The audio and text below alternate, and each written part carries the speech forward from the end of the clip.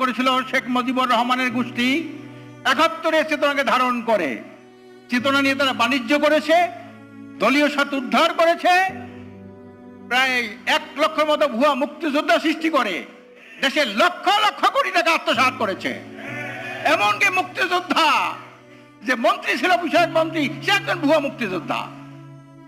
শহীদ পরিবার নিয়ে তালিকা নিয়ে, আহতদের তালিকা নিয়ে ব্যবসা বাণিজ্য না করতে পারে সেজন্য একটা দলিল প্রস্তুত করেছে। এই জন্য তাদেরকে আবারও ধন্যবাদ জানাই। রাজনীতি শুরু হয়েছিল কি দিয়া? ঐতিহ্য সূত্রে পেয়েছি। শেখ মুজিব বলেছিল সবাই পায় সোনার খনি, আমি পেয়েছি চোরের খনি। এটা দিয়ে কিন্তু রাজনীতি শুরু। ৭৩ সালে এই শেখ মুজিব ভোট চুরি করেছিল।